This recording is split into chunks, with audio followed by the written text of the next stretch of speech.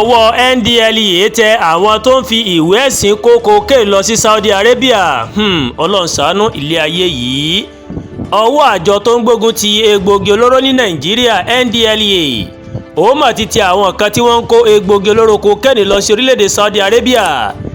NDLEA ó mà ló máa fi ọ̀rọ̀ náà léde nínú àtẹ̀jáde kan tó máa fi síta ní ọjọ́ àìkú Sunday gẹ́gẹ́ bí ohun tí NDLEA mọ̀ sọ inú àwọn ìwé ẹ̀sìn kan ó ní wọ́n mọ̀ kó àwọn oògùn olóró náà pamọ́ sí o lọ́nà àti gbé lọ sí Saudi Arabia. Agbẹnusọ NDLEA Fẹ́mi Babáfẹ́mi ó mà sọ pé kokéènì náà tí ìwọ̀n rẹ̀ jẹ́ 500 gram ó ní wọ́n mọ̀ fi pamọ́ sínú àwọn ìwé ẹ̀sìn ọ̀hún. Ó ní àsìkò tí àwọn máa ń ṣe àyẹ̀wò àwọn ẹrù tó ń lọ sí Saudi Arabia ń làwọn ṣàwárí àwọn oògùn olóró náà nínú àwọn ìwé ọ̀hún.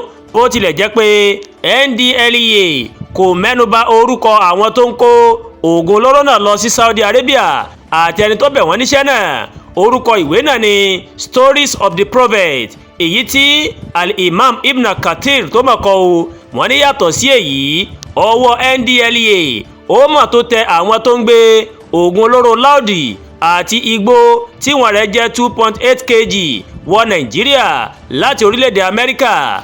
NDLEA ó mọ̀ tún ní ọwọ́ àwọn mọ̀ tó tẹ àwọn míì tó ń gbé oògùn olóró káàkiri Nàìjíríà. Lára àṣeyọrí àjọ náà gẹ́gẹ́ bí àtẹ̀jáde tí Fẹ́mi Babáfẹ́mi tó mọ̀ síta ó ní àwọn tó ń gbé oògùn olóró tí wọ́n mú ní ìpínlẹ̀ Ọ̀ṣun, Èkó, Zaria, Bayelsa, Edo àti bẹ́ẹ̀ bẹ́ẹ̀ lọ o ìní ọwọ́ ti tẹ̀ wọ́n.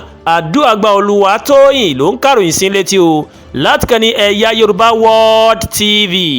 Bẹ́ẹ̀ ṣe ń wò wá ẹ máa bá wa like ẹ máa share ẹ dẹ̀ máa comment ẹ má tún gbàgbé o láti bá wa subscribe sórí YouTube channel wa kẹwàá bá wa tẹ notification bell láti lè máa mọ àwọn ètò ọlọ́kọ̀ òjọ̀kan tó bá ti gorí ìkànnì yìí. Ẹ ṣé pọ̀ tẹ́ ń tẹ̀lé wa o àní sùúrù àwa láṣẹ Èdùmàrè.